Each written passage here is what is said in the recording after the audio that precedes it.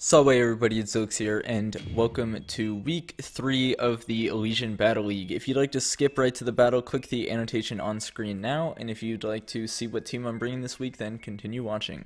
So, looking at our opponent's team, we are facing the South London Sylveons, coached by Haunter. Now, keep in mind that Haunter did not draft this team. It was, I guess, passed on to him as Kraft dropped from the league. And he did make one change that went into effect this week, which he changed his Zmon from Typhlosion to Zoroark, so there can be some Zoroark shenanigans that we have to look out for. But looking at the rest of the team, he has a Necrozma, which can potentially set up Calm Mind. It can be a bulkier set with like the Morning Sun or Moonlight, Stealth Rocks. So I want to have a reliable way of knocking that out. He can also have the Alolan Muck. It can be a very threatening, especially defensive Mon, can set up curses. Can be offensive with things like Gunk Shot, Knockoff, Shadow Sneak. He can have the Jolteon, which it could be Specs, it could be Life Orb, it could be Quick Feet. We saw that Kraft, whenever he used Jolteon, he passed a workup into Tapu Fini, so that's definitely something I'm going to keep in mind just in case Haunter tries to replicate any of those strats. We have the Decidueye, which can be pretty annoying. It can trap certain mons in, which is pretty annoying to some of the mons on my team, so I want to try to avoid getting trapped as much as I can. Licky, which I do not predict to come because I have the Pangoro. I honestly don't think that this is going to come. If it does, I do have a reliable way of knocking it out with the Pangoro, and even some of my other mons can wear it down. The Tapu Fini, which can be a very annoying wall. It can be offensive if ran that way, but it does not have very good recovery, so we can wear it down given the opportunity. Mega Garchomp, huge wall breaker. Luckily though, we do have a wall that can outspeed it and OHKO it, being the Melodic, so we have ways of dealing with it, and we will be running a couple ice moves on the rest of our team to deal with that. The Zoroark, mentioned, it's the Zmon. It can disguise as something, it can be whatever, but I imagine he's either going to run a Dark Z move just to do as much damage to something, or potentially something to hit the Venusaur, maybe even the Rotom. I don't know what to expect from that Zoroark, so we have to be careful when battling it if it is brought. Then he has the Cryogonal, which it can Rapid Spin Rocks, but I'm not too worried about it just because he has 2 other Defoggers on his team. And if it does come in, I have ways of killing it. It is pretty speedy, so that is something to keep in mind, and I believe it does pack Ice Shard. I'm not sure about that. I know it gets Freeze Dry, but I don't know about Ice Shard. But its physical defense is very low, so we can wear that down very easily. The Mienshao, I am a little bit worried about. We do have switch-ins to it, but our offensive mons do not take well to a Scarf Mienshao. So if Mienshao is brought, we have to make sure we're keeping our defensive switch-ins alive so they can always pivot in. It is going to be scary because Mienshao is a very potent U-turn mon. It can be scarfed with Regenerator and just keep clicking U-turn, or it can be reckless with high jump kick. Those are things to keep in mind. And then he has the Durant, which I'm not worried about in the slightest, as all of our walls can deal with it 1v1. So yeah, let's look at what I brought. So first up, I have the Mega Venusaur running an interesting set. I'm running a max defense, max HP set, so we can take hits from the Muck. We can take hits, well, like a hit or two from the Garchomp. We can switch into the Mienshao, we can switch into Durant. I'm running a relaxed nature as to not decrease my attack or special attack because I am running a bit of a mixed moveset. I have Giga Drain to hit the Tapu Fini and get health back. I have Earthquake because Alolan Muck and Jolteon do not take well to an Earthquake, and we can switch into both of those and hit them with that. Leech Seed, if I'm predicting switch-ins, the only grass type he has on his team is Decidueye, and if he switches Decidueye in, then I can go for a knockoff and do quite a lot of damage to that. We do have to be careful though, because we don't want to get trapped against a Decidueye, as it may be able to wear us down if he outspeeds us, so that's just another thing to keep in mind. Next up, I have Pangoro running the Mold Breaker with Darkinium Z. So if he runs enough speed on Necrozma or Tapu Fini to outspeed an Adamant Pangoro, I'm running enough speed to outspeed what they would do. So I think Adamant hits like 215 max, and if they creep it, they'd run 16 or 17. So I'm running 18 just to outspeed that if that scenario occurs. With max attack, the rest in HP and a little bit in special defense. I have the Dark EMZ with Mold Breaker as said before, so I can hit the Necrozma with a crunch and not worry about the filter ability. I can also hit like a Cryogonal with an Earthquake because the Levitate won't matter. I can hit the Tapu Fini with a Gunk Shot. Earthquake also deals with Alolan Muck and Jolteon. And then I have Drain Punch just for recovery. The only thing that switches into that would be Tapu Fini or Decidueye. So if both of those mons are still around, I have to be wary about going for Drain Punch. Next up, I have my Rotom Heat running another physically defensive mon, just because I can, like, all the special mons on his team, being Tapu Fini, being the Jolteon, I can take hits from those pretty comfortably. A Surf isn't doing a crazy amount of damage, and obviously Jolteon's electric type attacks are not doing much. So I don't need to be too worried about special defense this week. I am running the HP Ice and the Will-O-Wisp. Will-O-Wisp to deal things like Alolan Muck, to potentially burn the Mienshao if I predict it coming in, to burn the Mega Garchomp if he's not running, like, I think he does outspeed us, but I don't think there's a scenario in which he OHKOs us, even if he's running Stone Edge, unless he crits, of course. I do have the HP Ice to hit the Garchomp, and then the Volt Switch just to switch around his team, if the opportunity is presented to me. Next up, I have Melodic. Now, Melodic is going to be very important in this matchup, because I see two mons that can set up, and also the potential with, like, passing with Jolteon. I don't want any of the shenanigans to happen, so I am running Haze on Melodic to stop Calm Mind Necrozma, to stop Curse Muck, to stop any weird passing with Jolteon, or like a Nasty Plot Zoroark. All that stuff, we can take like a hit and go for the Haze to get rid of their stats. Again, running a primarily defensive set. If we do get statused, we will have the boosted defense. However, I imagine there probably isn't going to be too much status in this game just because of the Tapu Fini, which has the Misty Terrain which blocks it. I'm running the Ice Beam to hit the Garchomp and just Scald to maybe get burns if there isn't Misty Terrain up. I would definitely like to burn the Muck, the Mienshao, the Garchomp, etc.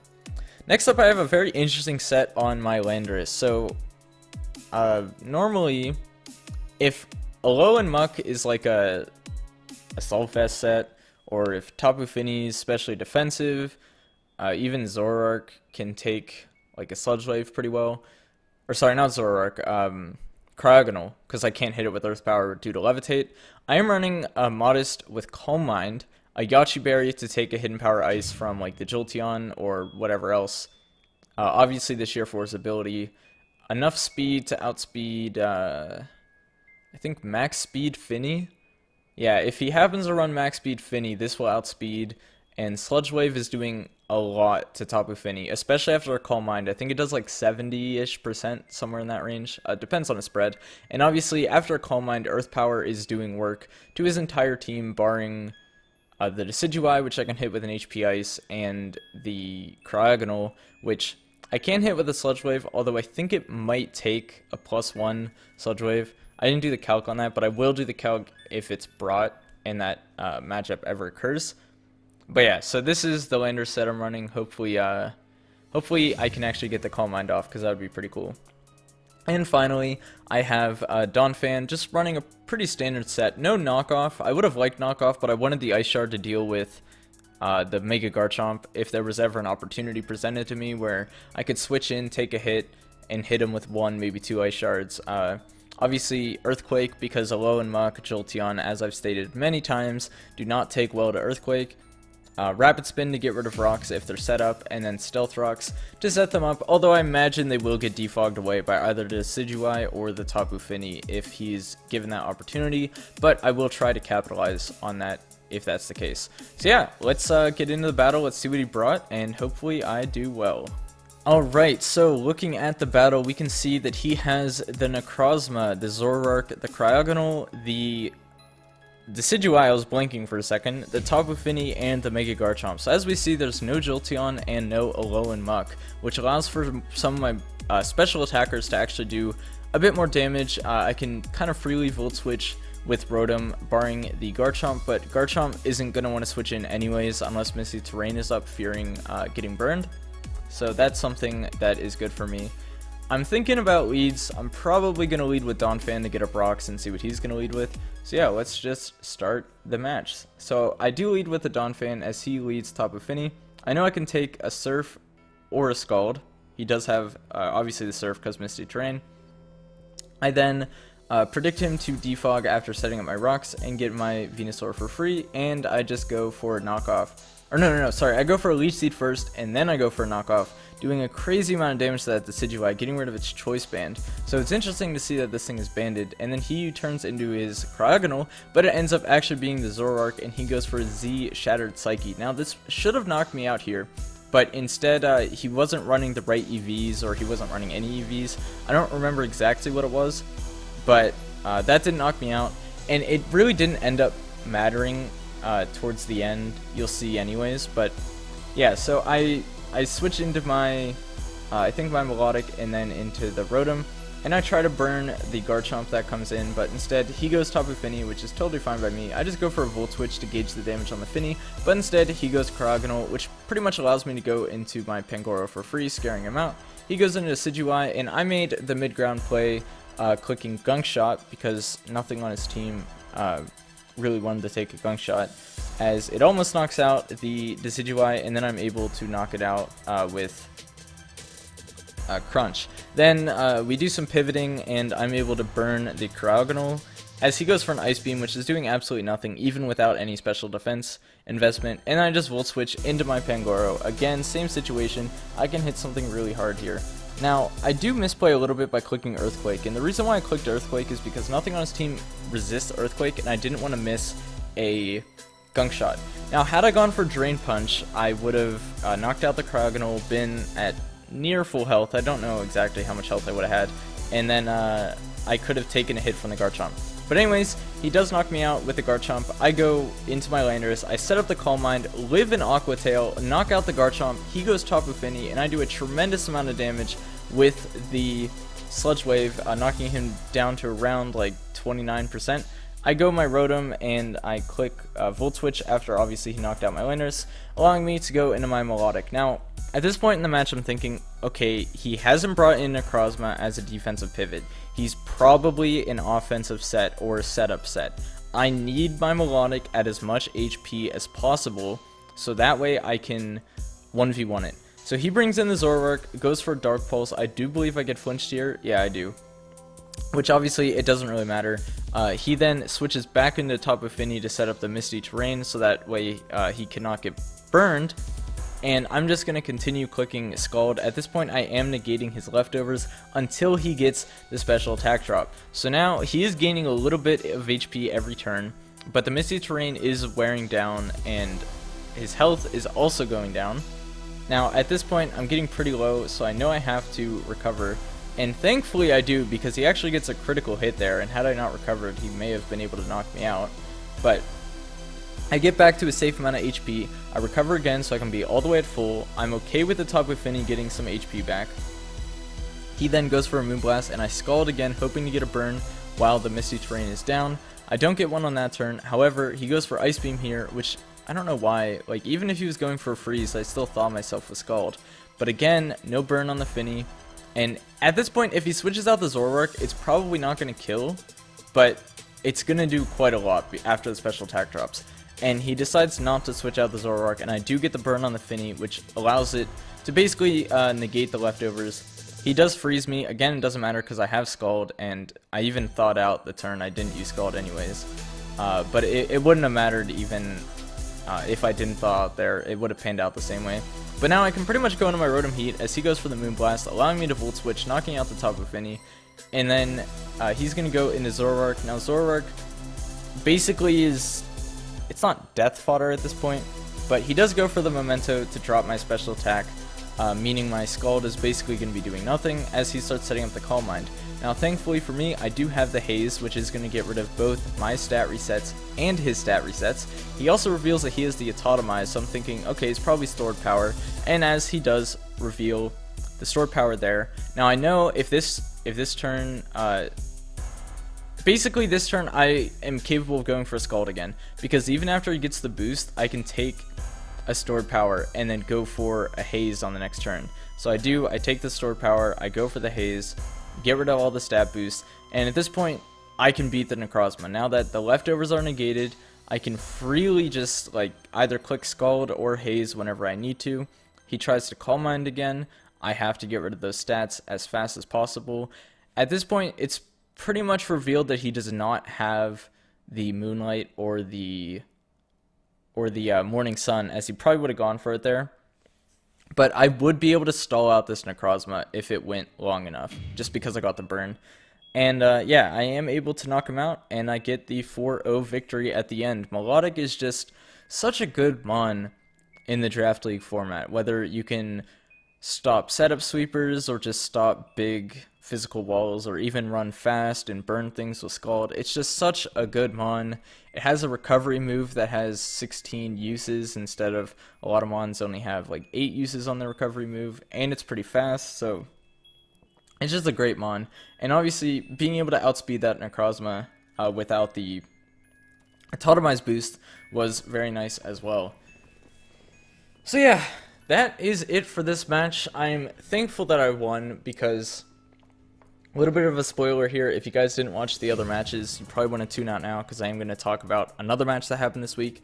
So yeah, Erasmus, someone in my conference, did lose this week, and he lost 5-0. So me winning 4-0 puts me ahead of him in the conference race by, I think, 2 points differential. So this was a big week for me, especially coming off last week where I lost 4-0, because I've now balanced out my differential, and I'm at +3, where I believe he's at +2? 1, 2, or 1? I could be wrong. I think he's at +2, so that would put me 1 point ahead of him. Either way, this week was big. So now, if I win next week, even if Erasmus wins next week, like if we both win, we're going to be neck and neck. And if I win and he loses again, that's going to put me ahead by quite a decent margin.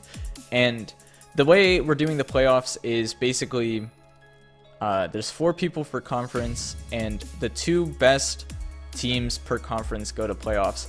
And the predicament that I'm facing is Zach, who is currently the #1 team in the league as far as differential goes, because he got 2 6-0s week 1 and week 2. He's at +12, I'm at, I think, +3, and we're in the same conference, as well as Erasmus, who was at +7, but after this week, I believe he's now down to +2. And then we have Agron as well, who, even though he lost his first 2 weeks, he's not out of it by any means, because he's only at -2 differential. So if he gets like a 4-0 victory, then he's already tied with Erasmus this week. So there's definitely a lot of competition within my own personal conference, which is a lot of fun. You know, I don't want to have like an easy way to playoffs, but at the same time, it does kind of suck that it feels. I'm not talking crap on any of the other conferences, but it feels like my conference is one of the tougher ones, just because like we have a player that has lost both their matches so far, being Agron, but they were both close matches, and we also have a player who 6-0'd both weeks. So like obviously, you know, our conference isn't like the best, but I think differential wise we probably have the highest overall. So there definitely is a lot of competition, as I said, and everyone in this league is a pretty good battler, so the competition is good all around. Again, not throwing any shade, it's just my conference definitely has some tough competition. So hopefully I am able to continue this winning streak. It's not really streak, because you know, I'm 2-1 right now basically. So there are 9 weeks, so we're a third of the way through the season, which is actually it's pretty weird to think about that we're a third of the way through. But yeah, I'm gonna stop rambling. I will see you guys next time for the power rankings on Wednesday. As always, my name is Ilix. Thanks, bye.